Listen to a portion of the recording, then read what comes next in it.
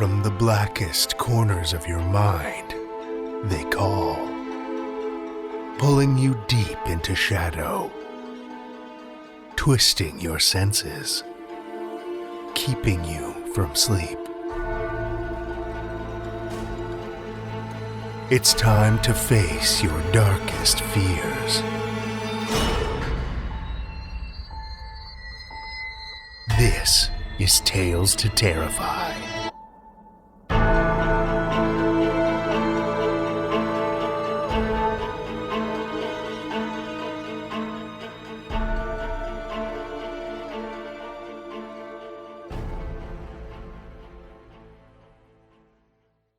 Good evening, children of the night, and welcome.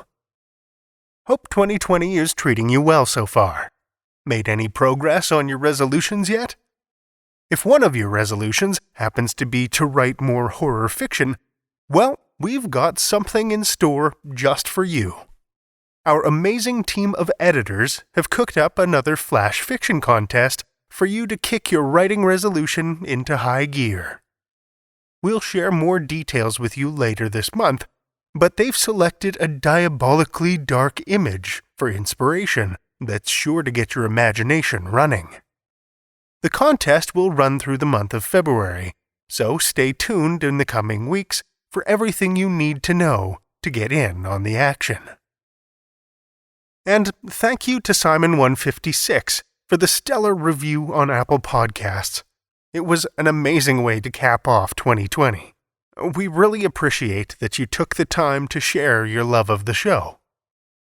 If you'd like to help the show, like Simon, head over to Apple Podcasts and drop us a 5-star rating or a review. It really does help us out. With the feasting and festivities of the holidays behind us, I think it's time to pack our things, grab some snacks, and head back to the highway to see what dark destinations we can discover. Leaving the province of Manitoba behind, we're plunging deep into the land of snow and ice, a section of the country that's practically synonymous with exploration and adventure, whose very name conjures images of rugged explorers, grizzled prospectors, and hopeful fortune seekers. The Canadian territory of Yukon. Yukon is a wild land, more unexplored and uninhabited than not, by humans anyway. It's a harsh but beautiful territory of dense evergreen forest and ragged ice-capped mountains, veined by raging rivers and towering glaciers. No surprise that it's the least populated of any region in Canada, boasting only one settlement large enough to be called a city. That city, though, is the largest in the north. Life in Whitehorse, Yukon is a little different than most of us are used to, and not just because of the terrain or the climate. It's a land of extremes, where light and dark seem to be constantly at war. In the winter, days can be as short as 5 or 6 hours, while summertime can see upwards of 19 hours of sunshine in a day. Add in the ethereal dancing green ribbons of the aurora borealis overhead, and it's not hard to believe there's something almost supernatural in the air, like the veil between worlds is somehow thinner.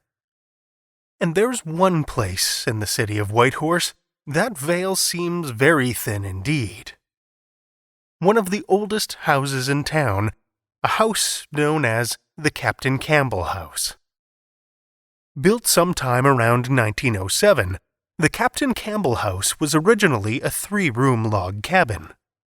Owned first by the local postmaster, then by a pair of riverboat captains, one of which left it his name, and later by the city's first mayor. The house has seen several additions and renovations over the years, but over time, it's acquired more than just a few new rooms and coats of paint. It's gained some longer-term residents, too. Barbara Robertson and her husband moved into the home in 1965. It was beautifully furnished and well kept. The previous owners had just moved to South Africa, so the house was ready to move in, with everything Barbara and her husband needed to start their growing family. When she first shared the exciting news of their home purchase with her friends, she didn't get the response she was expecting. Instead of sharing her enthusiasm, they seemed hesitant, almost nervous. "You know about the house, right?" they asked. "You've heard the rumors. It's haunted, you know." But Barbara dismissed the tale with a wave of her hand. She'd grown up in the UK, spent many years in Edinburgh, one of the most famously haunted cities in the world, and in all that time she'd never experienced anything that gave her even the slightest reason to believe ghosts were more than just the imagination running rampant in the middle of the night. That is, of course, until the family settled into their new home. In hindsight, she realized there was something about the room that she'd always found a little off-putting, something that made her uncomfortable and a little on edge. But when she gave birth to her first child, the spare room was the obvious place to make into the nursery. Some cute decorations, a bright coat of paint and some new drapes, a crib and change table. The room looked warm and cozy and comfortable, but it didn't feel that way. Still, there was something about it that gave Barbara the creeps. But her daughter didn't seem to mind, never kicked up a fuss, or seemed uncomfortable in the room. So, Barbara pushed the feeling down and ignored it. After her daughter woke from a nap one day, Barbara went into the room to change her diaper. The little girl seemed happy enough to see her mother, but also paid her unusually little attention. Barbara began following what was by now a fairly familiar routine. The baby was so quiet and cooperative, it made the diaper change so much easier. But it also set Barbara's motherly instincts on edge. The little girl was staring at her with such intensity and focus. Usually her attention was all over the place, fresh eyes still eagerly processing the world around her. But today, the baby's gaze seemed fixed on her mother. Or so Barbara thought. But when she reached for the talcum, and the baby's gaze remained fixed on the same spot rather than following her mother, Barbara realized with a sinking feeling that the girl was staring past her, over her shoulder. Ice trickled down Barbara's spine, and the hairs at the nape of her neck tingled as the baby smiled and let out a short giggle. She knew that smile, that laugh. It was the one her daughter made when they played peekaboo. A coincidence, surely. And then the baby giggled again. Barbara could almost feel it this time, could sense the weight of something behind her. So close, she imagined she could feel its breath on her neck. Summoning her courage, she spun to face the thing, to face an empty room. Silent and still, save for the gentle billow of the curtain covering the closet. No matter how much she hoped it would, the presence in the room didn't go away after that. She'd often catch her daughter staring over her shoulder, and that familiar feeling of dread, of something close behind her, would steal over her. The incidents did fade, though, as her daughter grew. But things took another terrifying turn after her second child was born. Somehow, waking in the dead of night to her baby's hysterical laugh was way more terrifying than a scream or cry could ever be, especially when it's followed by absolute silence. She lay in bed, eyes wide, staring at the ceiling, trying to figure out if the sound had just been the lingering remnant of a particularly vivid dream, But then it came again. A loud, clear belly laugh from her infant son in the other room. Then silence. She lay stiff, frozen in bed, her maternal instincts warring with bone-deep fear. But after a third burst of laughter, and a fourth, she finally managed to mobilize. She leapt out of bed and stomped toward the bedroom, making a point of slapping her feet as loudly and purposefully on the hardwood as possible, hoping to scare whatever could be in there with her son. She flung the door open and stopped. Her son stood at the edge of his crib, one tiny hand gripping the wooden bars, the other outstretched, pointing. If he noticed her, he didn't pay any attention. His gaze, like his sister's years before, was fixed on the yawning, dark mouth of the closet, where the curtains billowed slightly without any hint of help from a breeze. What suddenly struck Barbara was the familiarity of it all, not just because of the haunting feeling she'd had before with her daughter, but because of the laughter and the way her son bent and bobbed his tiny legs in excitement. His response was exactly what he would do when the two played peekaboo, right down to the expectant look on his face as he stared, waiting for whoever, or whatever, was behind the curtain to pop out with a boo. Her fear suddenly gave way to fury. She strode to the closet and flung back the curtain before she could lose her nerve. But of course, all that greeted her were boxes and coat hangers. By that point, Barbara had had enough.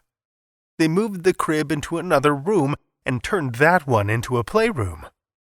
But still, it was somewhere that even the kids now would avoid. Her daughter would complain that she didn't feel comfortable in there, that she felt like she was always being watched, and the children even mentioned seeing a tall man emerge from the bedroom wall.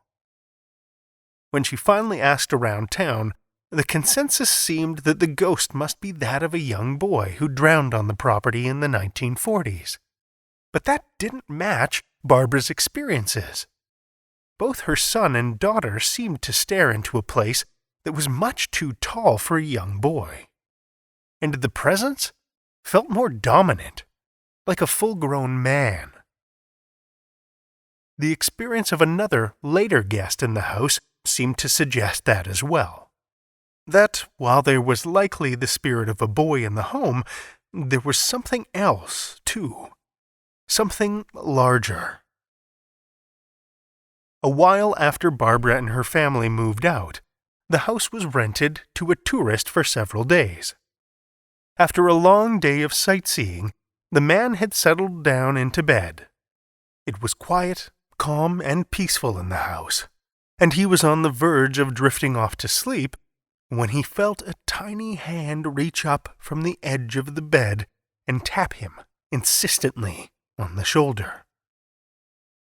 Understandably surprised, he shot up in bed, just in time to see a tall figure that had been looming over the foot of his bed turn around and walk out of the bedroom. The tap didn't seem like it had come from the figure. It was too small and in the wrong place, and the presence the figure left in its wake was too heavy and oppressive. Deep inside, the tourist felt the tapping had been a warning, a wake-up call to protect him from whatever may have taken an unhealthy interest in him while he dozed. Needless to say, after that experience, he chose to spend the rest of the night sleeping on the lawn. No one lives in Captain Campbell House, the last I was able to find. The current owner simply uses it for storage. But even full of boxes and old furniture, that building is anything but uninhabited. We have one tale for you this evening, which comes from Tabitha Lord. Tabitha's Horizon science fiction series has received several independent book awards, including the Writer's Digest Grand Prize in 2016. In addition to writing novels and short fiction, Tabitha is a partner and senior writer for Book Club Babel and managing editor of Inkit Writer's Blog. She lives in Rhode Island with her husband, 4 kids, and lovable fur babies. Children of the Night, join me for Tabitha Lord's Lady in Blue, a Tales to Terrify original.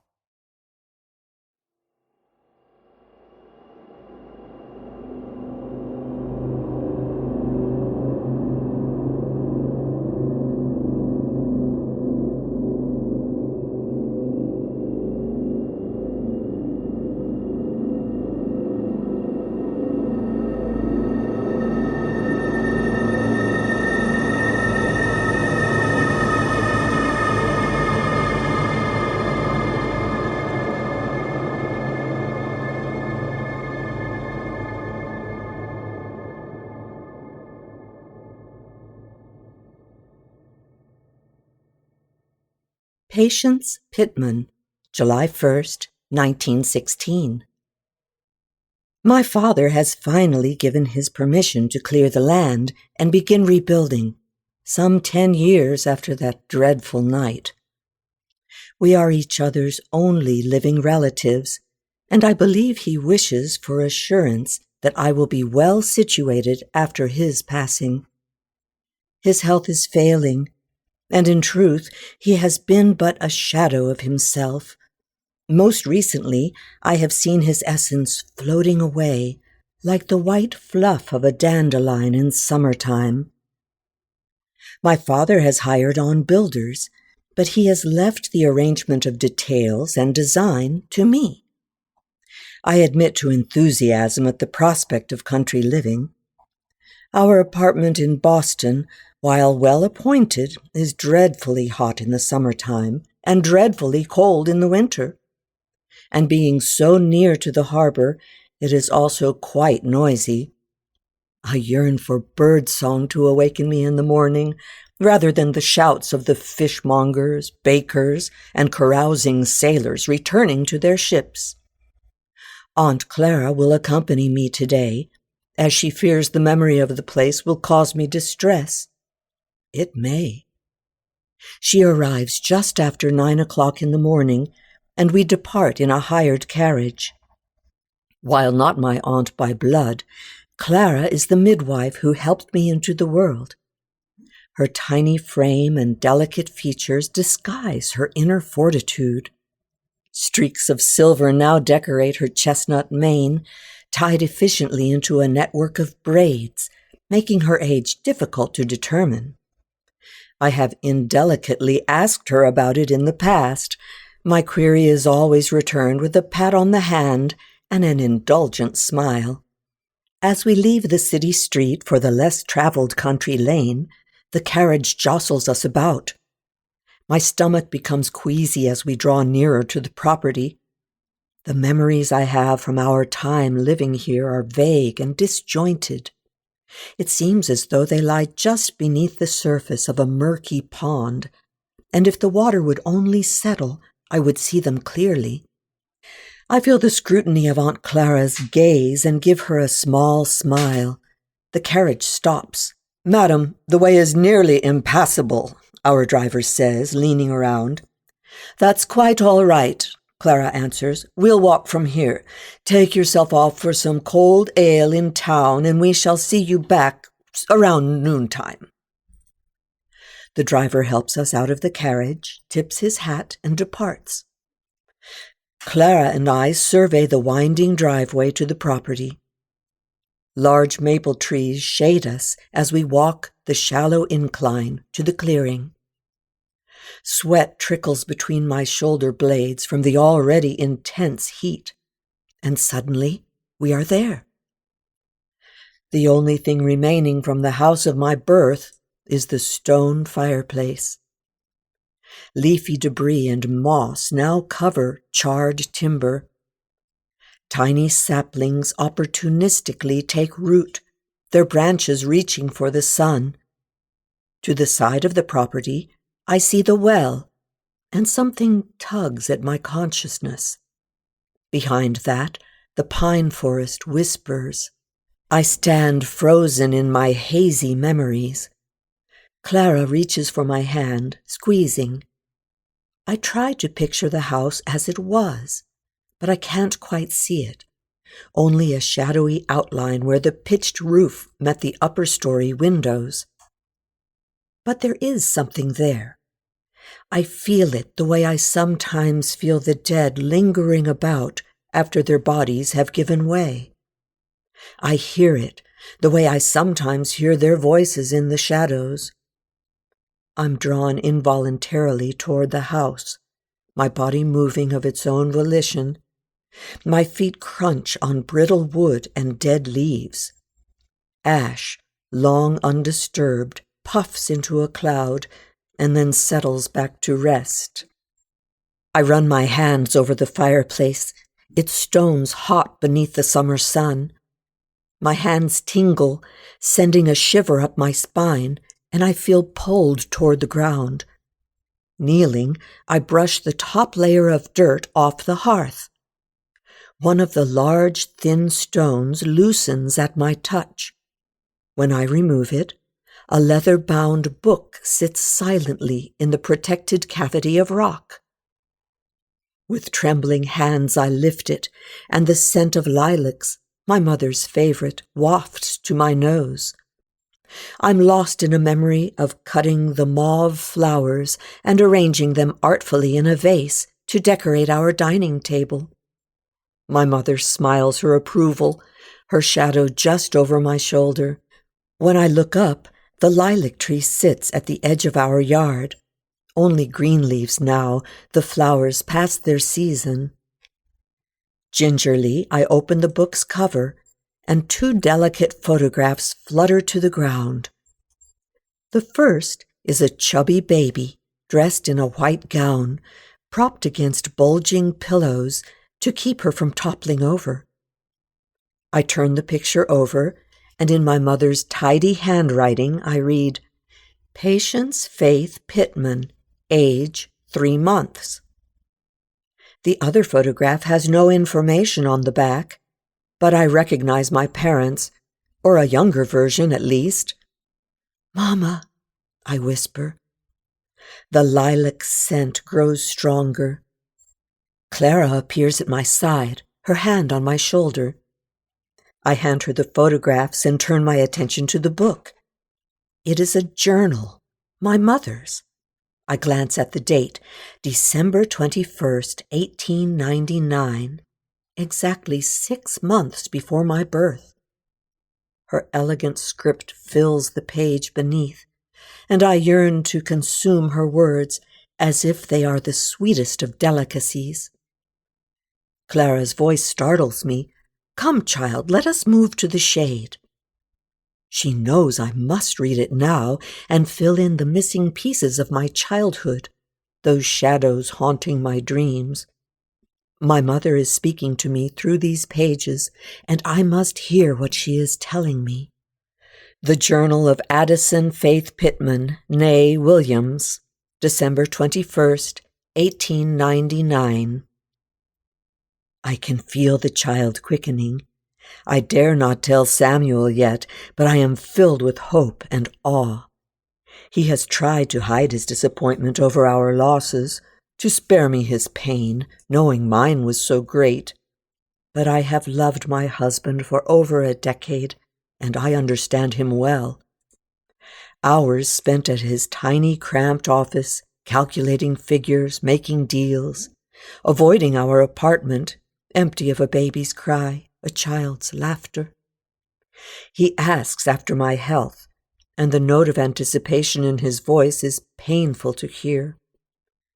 I carried our last baby to term, felt his tiny body stirring inside mine, cherishing the idea that we would name him Samuel after his father and his father's father. But when he was born, a tiny blue form curled in on itself. He left us both cold with despair. This child feels different, alive in a way that transcends my own ability to nourish and care for it. As if in agreement with my assessment, she somersaults in my womb. I smile and sing her a lullaby. April 20th, 1900. Samuel has purchased us a home in the country. He believes that the fresh air will be healthy for our child and me. I must agree, the briny smell permeating the harbor town makes me ill, and the constant noise drains me. We took a ride out to the property today to look around before Samuel hired on men for repairs and such. It is a stunning piece of land. Although it is too early in the season for flowering trees, I recognized lilac and dogwood, and even a few apple trees along the back. A large area has already been cleared for a kitchen garden, and the crocuses are poking their colorful heads out of the mud. How I love the smell of pines in early spring. The structure itself is a beautiful old farmhouse with a large central fireplace and a welcoming front porch. I imagine rocking our child in a swing as the summer days cool to autumn. Only one odd thing vexes me, and I dare not mention it to Samuel. We do not speak of my strange second sight, except when I must forewarn him of something dire, and even then I call it my women's intuition. In truth, that isn't much of a stretch, as all the women of my family have had the sight in some form or another. Today's occurrence took place at the well. When I peered into its depths, such a feeling of cold came over me that I began to shiver uncontrollably. It was as if the temperature had dropped a dozen or more degrees, when in fact the day was quite warm. I could see my breath curling into wisps of steam. The incident passed as quickly as it began, and I experienced nothing further out of sorts, but I will tell Clara, and perhaps she can accompany me early next week to perform a cleansing ritual. June 21st, 1900. It is with great joy that I now look upon the peaceful sleeping face of my daughter. She was born just after the clock struck midnight to usher in the longest day of the year. Her perfect fingers curl around mine, and tufts of dark hair frame her porcelain skin and rosy cheeks. She is the picture of health. All the heartache of the past years, all the despair have been swept clean away. Samuel tiptoes into the room and peers into the cradle every few minutes or so, as if he too can't believe she is real. Clara will stay with us for several more days, tending to me and taking on the household chores until I am strong enough to do them myself. Her presence is a calm comfort, and she herself like a sister to me. November 1st, 1901. Last night, when the veil between the living and dead was at its thinnest, Clara and I honored our familial dead. We who still practice the old ways do so mostly in secret. I do not feel we disrespect the church with our candles and chanting. Rather, I believe the practices of the church are simply another chapter in the book of human faith.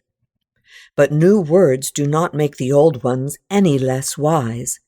Therefore, on the night of Samhain, or All Hallows' Eve, as the church prefers, we mixed the herbs and the oils and set the table with empty places. Samuel remained at work in town, an unspoken agreement between us, but Patience sat at the table, watching with keen blue eyes. A warm fire blazed at the hearth, and the smell of baking apples filled the room. The next is difficult for me to think on, let alone write, and an icicle of fear still stabs at me. When Clara read our prayer into the room, baby Patience turned to the place setting next to her and smiled. A wide, inviting smile, as if looking at a dear friend. The temperature of the room dropped precipitously, and a cold wind nearly extinguished the fire. The aroma of apples transformed into the sickeningly sweet stench of lilies past their bloom. Clara and I sat frozen in our chairs for the briefest of moments before she had the presence of mind to perform a banishing ritual. The fire blazed back in anger, and Patience looked around bewildered. "I cannot say whether good or evil," Clara said, and I agreed. We were silent until Patience began to fuss. "Clearly she has the gift," I observed, picking up my daughter and rocking her against me. Clara nodded. "I will make her a strong protection charm, whatever the case." Patience Pittman, July 1st, 1916. "The lady in blue!" I gasp, letting the journal fall to my lap. I am reading it aloud to Aunt Clara in the shade of a giant oak tree when this memory crashes over me. How could I have forgotten?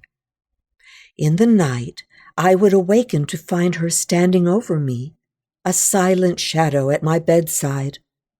Other times she would be waiting for me in the yard, beckoning me to follow. I never felt the cold my mother described, but I sensed the lady's presence the way one feels another's eyes on them from behind, as a tingling up the spine or an odd compulsion to turn around. At first, she seemed content to only observe me. In my childlike innocence, I invited her to play. "Come, sit and have tea." A whisper of a smile would pass her lips, but she seemed unable to comply. Always I had the sense that she wanted something more. I picked up the journal and continued to read. The Journal of Addison Faith Pittman, née Williams, May 7th, 1905. I write this by candlelight after finally soothing Patience to sleep. Samuel has stopped pacing and sits beside me with an old copy of the Evening Record on his lap. I believe he is merely staring at it, the paper crinkling lightly in his trembling hands. My hands are shaking as well, and the handwriting on this page looks curious to my own eyes. I cannot reflect on the day's events without my heart racing madly in my chest. The day dawned fine and bright, the warmth of the spring sun quickly melting the frosting dew that weighed on new leaves. As is our Saturday habit, Samuel worked in town during the morning hours and returned by mid-afternoon to tend to the chores around the house and enjoy an early supper. Whilst he repaired a loose board on the front porch, I rolled dough for a chicken pot pie. Patience played in the sitting room with her dolls, wooden blocks, and stuffed animals, chattering animatedly to her inanimate friends. Whether it was my women's intuition or simply a mother's sense of things, I recognized the house to be unnaturally silent and went to investigate. Blocks and toys lay strewn about, but Patience was no longer there.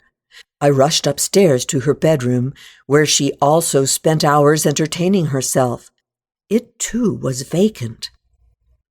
All the hairs on the back of my neck stood on end as I raced down the stairs and out the back door. There, across the field, I saw Patience teetering on the edge of the well. My screams echoed through the yard. I lifted my skirts and ran toward her just as her feet slipped out from under her. I managed to capture the hem of her dress, and with my body draped over the stone edge, heard the fabric tearing. Her shrieks rivaled mine, and I felt her little body slipping from my grasp. Suddenly, Samuel was at my side, reaching his long arms over the precipice and capturing one tiny wrist. He managed to haul her up over the edge, and the three of us tumbled to the ground, gasping and holding on to one another for dear life. By the time Samuel carried our sobbing daughter into the house, we had regained a measure of composure. He held her in his lap while I made tea and continued with my cooking. Patience was silent during dinner time, barely eating when normally her appetite is quite healthy, but neither of us had the heart to scold her. Later, when I tucked her into bed, I asked why she was playing near the well. Her answer chilled me to the bone. "The lady in blue wanted to see my necklace. She was in the well." When I searched under the collar of her nightgown, the protection charm Clara had given to Patience was gone. August 10th, 1905. "Does the lady speak to you?" Clara asked Patience earlier today, while the two sat peeling peaches at the kitchen table. I'd informed Clara immediately of the incident by the well. Both of us feel we must determine the intentions of the lady in question, or we may not be effective in our countermeasures. "She whispers," Patience answered. "What does she say?" "She tells me she is my friend, that she likes to play." Clara nodded, matter of fact. Neither of us wishes to frighten Patience. "Anything else?" she prodded gently. Patience smiled and licked peach juice from her sticky fingers. "She says my hair is pretty." "Oh, well, it certainly is," Clara agreed. "But Patience," she continued, more somberly now, "I don't think it's a good idea to play with the lady." "Why not?" Patience crinkled her little forehead with worry. "I like her." "Well, she doesn't belong here anymore, and she may not understand the rules. For example, she wanted your necklace, but you were almost hurt trying to show her. She might not understand that little girls shouldn't play near wells." I could tell by her expression that Patience wasn't pleased with this new bit of information. I'm not sure how she even understood it in her child's mind. "Patience, darling, Mother was very worried when you nearly fell into that well," I said, taking a seat at her other side. "Will you promise me not to speak to the lady any more?" Reluctantly, Patience nodded. When she ran off to play, having grown tired of our adult talk, Clara and I could reach no conclusion as to the nature of this spirit and its intentions. That it is a spirit, we have no doubt, but anything more is only speculation on our part. Nonetheless, we performed the most powerful banishing ritual we know of. September 25th, 1905. For several weeks it seemed as if the spirit had disappeared, that perhaps our rituals sent her restless soul to the afterlife permanently. But of late, I fear this is not the case. This morning I heard Patience in her room speaking as if to another person, not one of her dolls or toys. Later, when she sat at the table for lunch, I noticed a locket around her neck. I might have missed it, tucked as it was under the folds of her collar, had the silver chain not caught the afternoon light streaming in from the kitchen window. "Little one," I asked gently, "where did you get the lovely locket?" Patience bowed her head, reluctant to answer. "May I see it?" Slowly she removed it from her neck and handed it to me. I turned the smooth circular shape over in my hands and then opened the clasp. 2 tiny daguerreotypes faced each other, one the likeness of a man and one that of a lovely young woman. Despite the age and faded quality of the prints, the woman's youth and beauty shone through. But there was something about her vague smile that caused me to shiver and snap the locket closed. On the back side of the surface, a faded engraving caught my eye. Squinting, I read the inscription. Elspeth Laurie, 1828. "Where did you get this, Patience?" I asked again, with more authority in my voice. "Show me, please." Patience led me up the stairs into her bedroom and moved aside her dollhouse to reveal a loosened, splintered floorboard. "Under here, Mama." "However did you find this?" I asked, although I'd already assumed the answer. Her bottom lip quivering, Patience whispered, "The lady showed me." Rather than scold her for her disobedience, I scooped my daughter in my arms and held her. "Mama is going to hold on to this locket for safe keeping." I felt her little body stiffen as if to argue, but then she sighed and nodded. Tonight, when Samuel returned from work and sat by the fire, I asked him from whom he had purchased this house. He looked at me strangely, but answered, "It was an estate sale. I would need to check the documents, as it was a lawyer who signed on behalf of the family." "Would you?" I asked.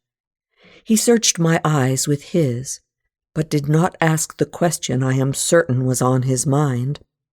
October 1st, 1905. Last evening, Patience awoke with a terrible rash, her fevered body tossing and turning. Samuel and I flew from our bed at the sound of her anxious cries. I cooled her with wet cloths while Samuel raced into town to fetch the doctor.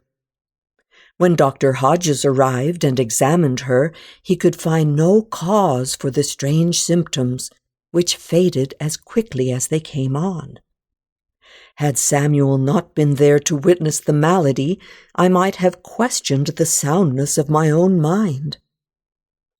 The doctor prescribed a soothing tonic and a cool bath for Patience, and a large pour of brandy for Samuel and me. October 15th, 1905. Patience has been withdrawn and sullen these past few days. When I inquire, she merely stares at me blankly and turns her attention back to her dolls. The rash came on again 2 nights ago, but Samuel and I dared not summon the doctor. As before, it passed quickly, and Patience fell into a sound, untroubled sleep. October 18th, 1905. Here is another night that I sit by candlelight shaken to my core. The day started pleasantly enough. Patience and I went for a walk to gather apples, and she seemed quite content to fill her basket and sample the tart fruits along the way. When we arrived home, she disappeared to play.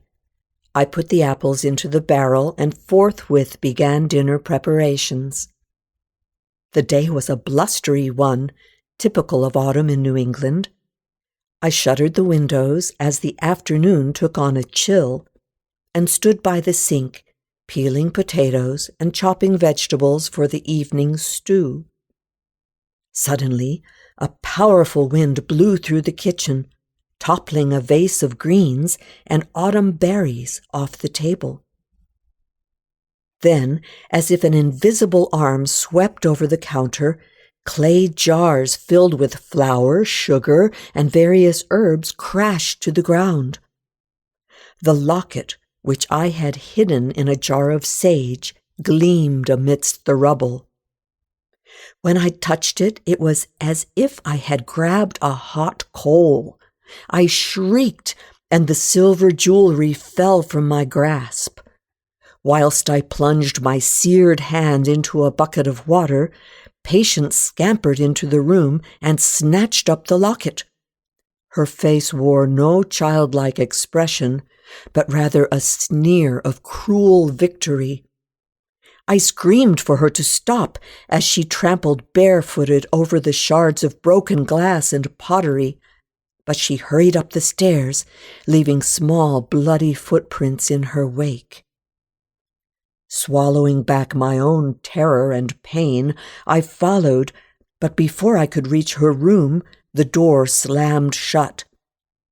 With my uninjured hand, I wrestled the doorknob. The lock held fast. I pounded on the heavy wood and shouted at Patience to open up. Receiving no response, I switched my attention to the lady and unleashed my full rage at her, threatening to send her straight into the pits of hell. Still cursing her, I flew down the stairs and out the door to retrieve an axe from my husband's woodshed. I stopped briefly back in the kitchen to wrap my hand in a cloth, then charged up the stairs once again. Swinging the axe straight and hard, I brought my full strength down on the brass knob. Once, twice, 3 times, and finally the apparatus fell apart, the door swaying out on its hinges, and the house falling into absolute silence. There, huddled on her bed, sat Patience, holding her favorite doll and staring blankly out the window. I rushed to her, pulling her tight against me. "Mama?" she said in a tiny, bewildered voice. "Oh, my little one," I cried, rocking her. When I finally came to my senses, I examined her feet with still shaking hands. Small cuts peppered the bottoms of both. I ran gentle fingers over the skin, relieved that no glass pieces had become embedded. "We'll need to clean and bandage these," I told her. She looked at me in confusion. "Do you remember what happened?" She shook her head no. "Where is the lady's locket?" "I don't know, Mama."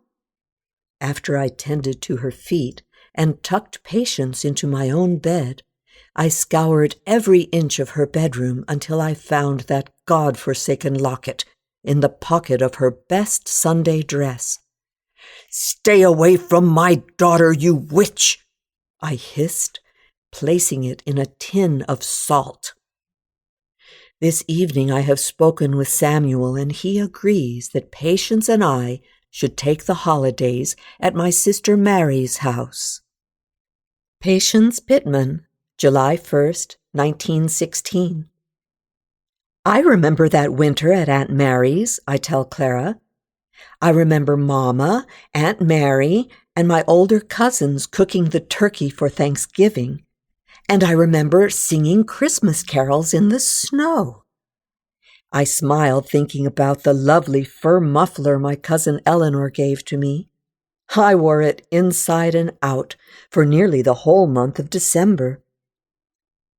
I pause, lost in the happy memory, until finally I ask the question that has been lurking in the back of my mind. "Aunt Clara, what was happening to me?" Clara sighs, touching her hand to my face. "My dear, your mother and I believed the spirit was trying to possess you." I draw a sharp breath, shuddering despite the heat. It is as if a puzzle piece, long missing, has dropped into place. My mother did not speak about why we were away from home that winter, but I remember feeling carefree, unperturbed, and safe at my aunt's, things I no longer felt in my own home. Did my mother ever learn who the spirit was in life? I ask. Clara tilts her head. We learned some things, but families have secrets, and some are quite difficult to shed light upon. We did come to know that the Laurie family owned your home. They had 3 daughters. 2 were married with families of their own, but the youngest, it seems, died tragically at the age of 18. Elspeth, I say. The name rolls off my tongue, familiar even if I had not read it in my mother's journal. Elspeth, Clara repeats. How did she die? Well, here is where rumor and truth tangle. The Lauries were an old Boston family. Only a few of them reside here still. They're distant cousins of the family who owned the property, but they guard their history carefully. Your mother and I learned what we did from the elder church ladies, who do enjoy a bit of gossip over tea. Clara leans forward and plucks a piece of dried grass from my hair, a tiny flush of color blooming on her cheeks. I wait for her to continue. It seems that Elspeth fell in love with an older gentleman. She clears her throat. A married gentleman, and when his wife learned of this affair, she sought to shame Elspeth entirely. There was talk that the wife accused the girl of bewitching her husband. The town turned on Elspeth viciously. Clara stops, pointing to the well. It is said Elspeth took her own life by throwing herself into that well. How awful! I am filled with compassion for this reckless girl pushed to such a desperate act. I felt for her too when I first heard the tragic tale, but remember, Patience, a spirit after death is often greatly corrupted and barely resembles the person they were in life. Their desire for vengeance or longing for what has been lost compels them to their actions. I recognize the truth in her words. There is another rumor, Clara says after a moment's pause, one even darker than the first. I hold my breath and wait. Finally, she continues. There are whispers that Elspeth had become pregnant, and rather than claim the child and disgrace his family, her lover threw her into the well. There are not many pages left in my mother's journal. I read to the end with great trepidation. The Journal of Addison Faith Pittman, née Williams, January 20th, 1906.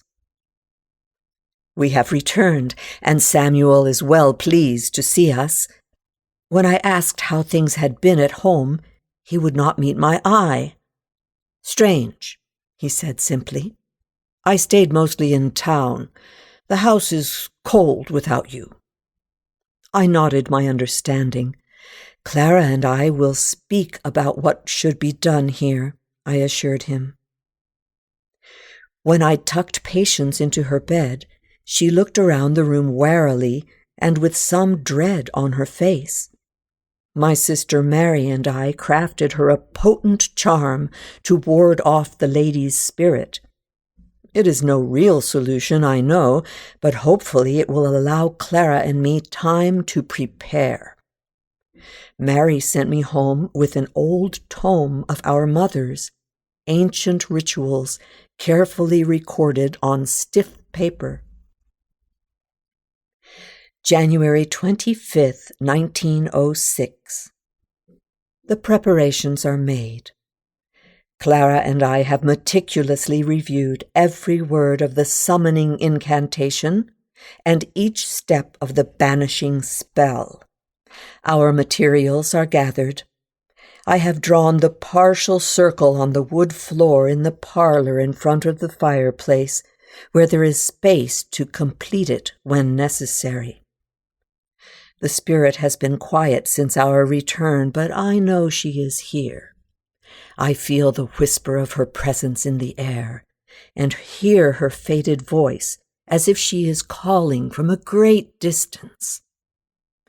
Patience sleeps now, peaceful on the sofa. I wish she could have spent the evening in town with her father, but we will need her to help draw the spirit out. Fear sits in my belly like a cold stone. Patience Pittman, July 1st, 1916.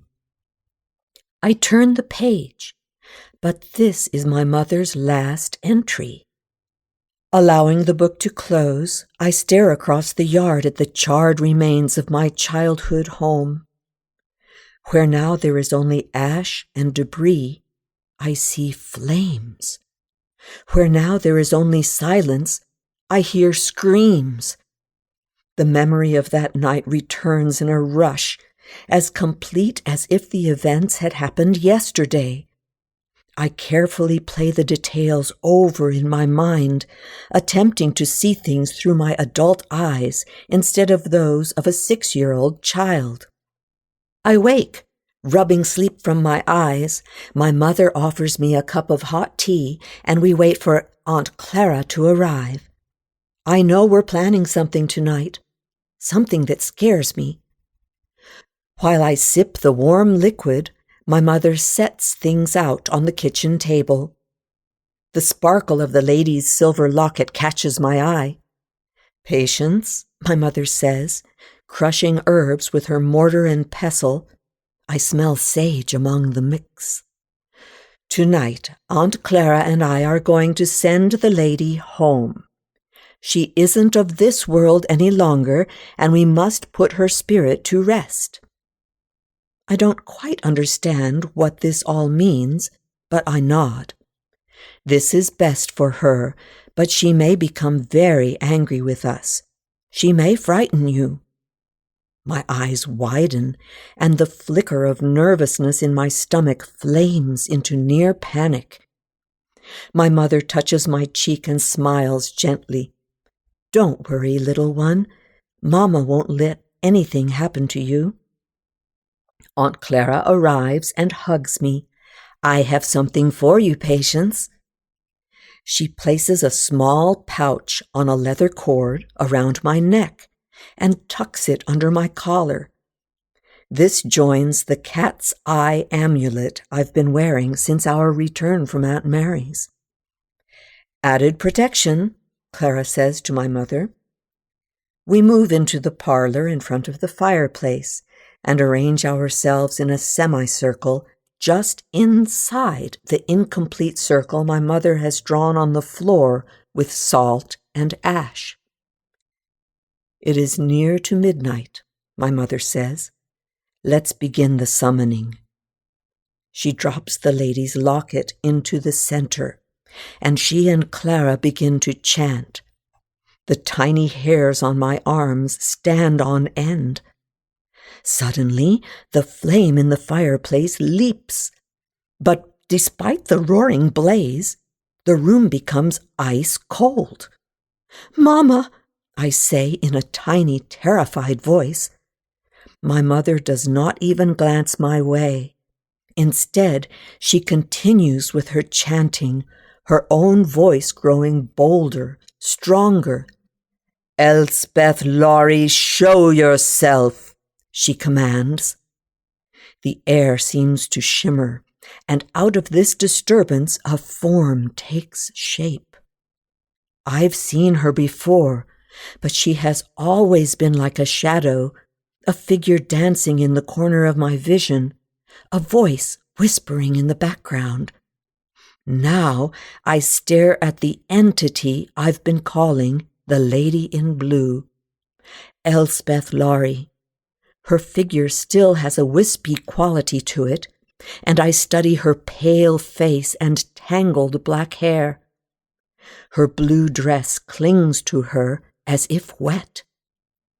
My mother stoops to pick up the locket and holds it out, reflected firelight dancing off the smooth face. The lady's attention is immediately drawn to it.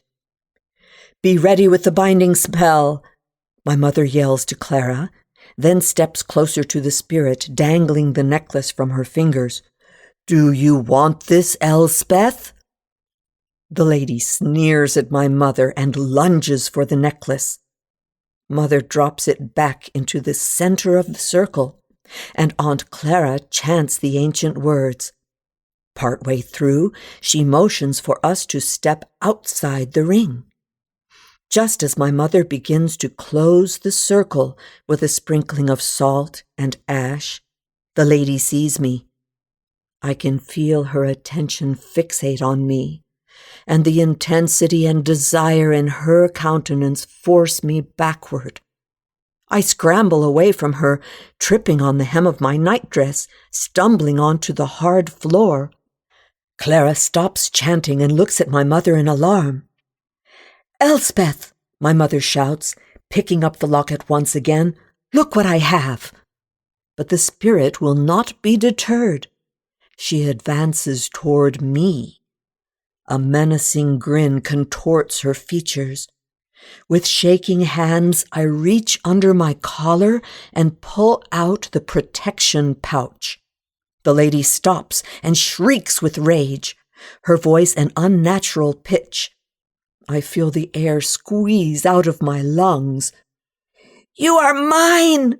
she screams, pointing at me.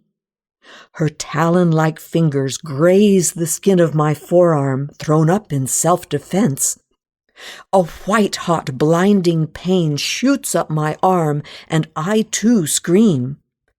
The lady snaps her teeth like a rabid dog, her face hovering over mine, but she can come no farther. Now my mother is there, her body in front of mine. "She is not yours, Elspeth." The spirit's angry howl echoes through the room, and the fire suddenly rages in the hearth. Sparks fly out, burning tiny holes in the upholstery. One catches on a curtain, and the fine cloth erupts in flame. "Patience, go to Clara," my mother commands, and I scurry to my aunt. I feel that the spirit's attention has shifted away from me, back toward the locket and my mother who holds it. Mother walks slowly backward, drawing the spirit with her. Fire now engulfs both sets of curtains and licks at the ceiling. "Addison!" Clara's voice is panicked. "Finish the circle around us," my mother orders.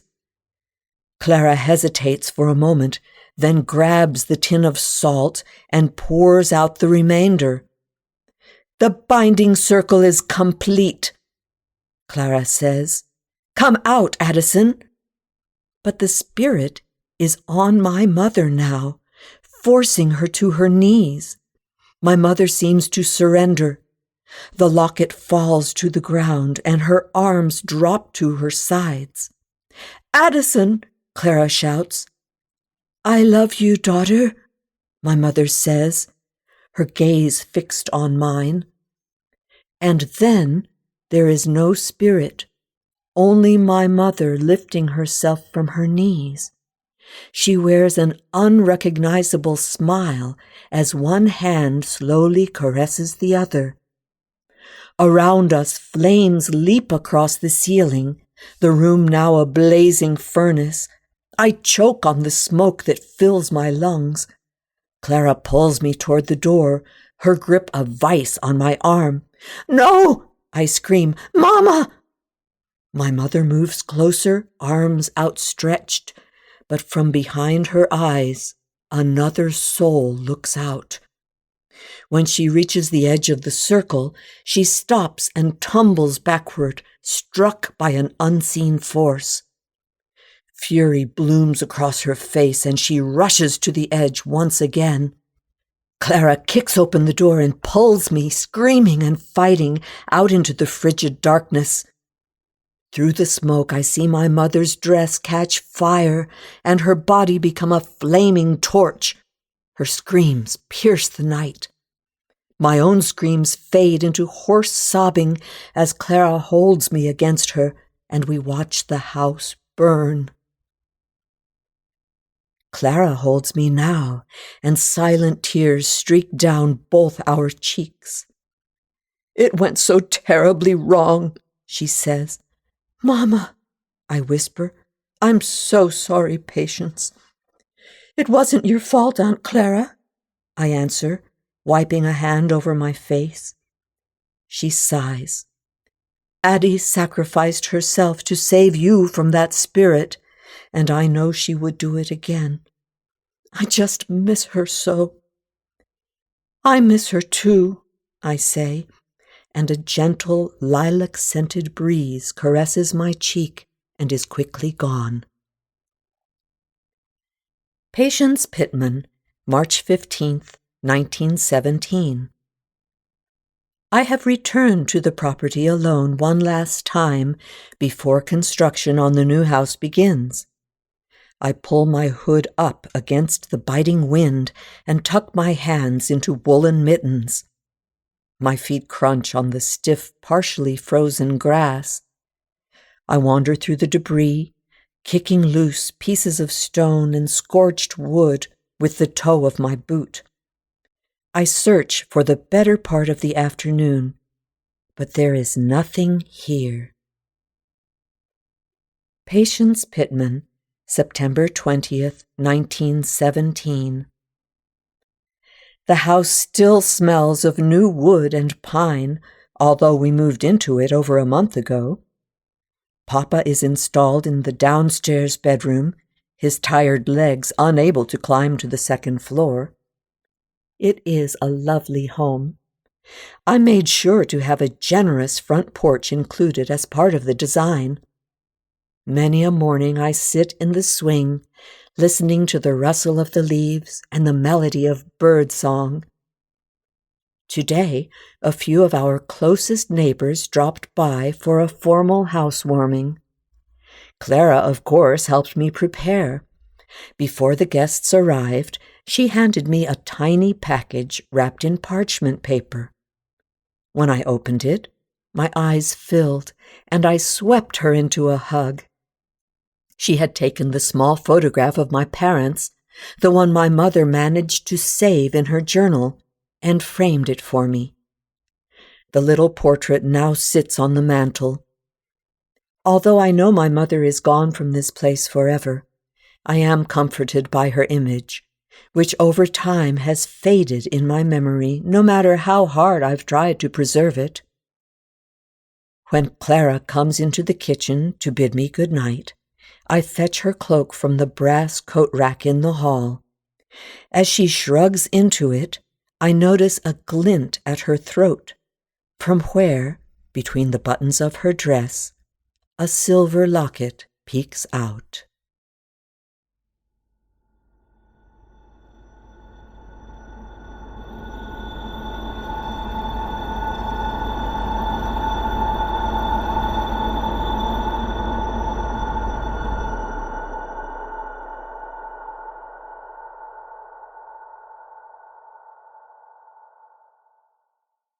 That was Tabitha Lord's Lady in Blue, as read by Maurine McLean.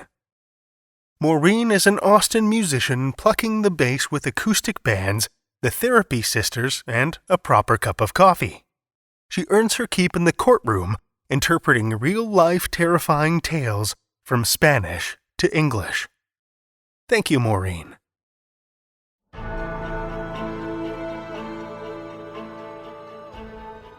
Well, children of the night, the hour is late, and we've run out of tales to tell. For now. Tales to Terrify is made possible by the tremendous generosity of our supporters through Patreon and PayPal. If you're not already a supporter, head over to patreon.com/Tales to Terrify for a look at all the awesome perks. From ad-free episodes and bonus content, to shout-outs and swag.